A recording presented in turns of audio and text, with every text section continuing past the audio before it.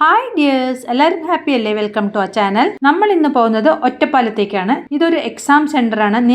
അനവധി പരീക്ഷകൾ ഇവിടെ നടത്താറുണ്ട്. പക്ഷേ പരീക്ഷാർത്ഥികളുടെ കൂടെ വരുന്നവർക്ക് ഇവിടെ ഇരിക്കാനുള്ള സൗകര്യങ്ങളൊന്നുമില്ല.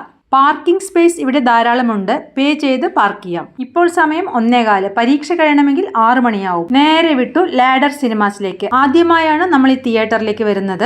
എക്സാം സെന്ററിൽ നിന്നും വളരെ അടുത്താണ് ഈ തിയേറ്റർ. 3 സ്ക്രീനുള്ള മൾട്ടിപ്ലക്സ് തിയേറ്റർ ആണിത്. ബാലൻ എന്ന സിനിമ കണ്ട് നമ്മൾ അവിടെ നിന്നും ഇറങ്ങി. ചിനക്കത്തൂർ ഭഗവതി ക്ഷേത്രത്തിന്റെ അടുത്താണ് എക്സാം സെന്റർ. ഇപ്പോൾ സമയം 5:30. അമ്പലം തുറന്നിട്ടുണ്ട്. ജഗദീശ്വരിയും ആദിപരാശക്തിയുമായ ശ്രീ ഭദ്രകാളി 2 വ്യത്യസ്ത ഭാവങ്ങളിൽ കുടിയിരിക്കുന്നു ക്ഷേത്രമാണ് ഇത്. തെക്കോട്ട് ദർശനം വരുന്ന അപൂർവം ക്ഷേത്രങ്ങളിൽ ഒന്ന്. ഈ ക്ഷേത്രത്തിൽ 3 കൊടിമരങ്ങൾ ഉണ്ട് കേട്ടോ. 2 കൊടിമരങ്ങൾ നമുക്ക് പുറത്തു നിന്നും കാണാം.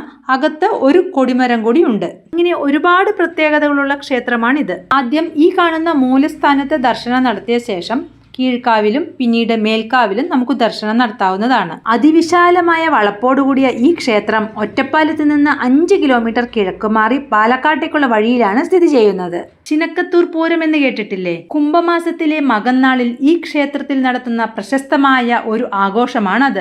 ആൽമരത്തിന് സമീപം വിദ്യാഗണപതിക്കും ഒരു ക്ഷേത്രമുണ്ട്. ക്ഷേത്ര ദർശനം കഴിഞ്ഞ് ഞങ്ങൾ നേരെ എക്സാം സെന്ററിലേക്കാണ് പോകുന്നത്. ക്ഷേത്രത്തിന് തൊട്ടടുത്താണ് അത്.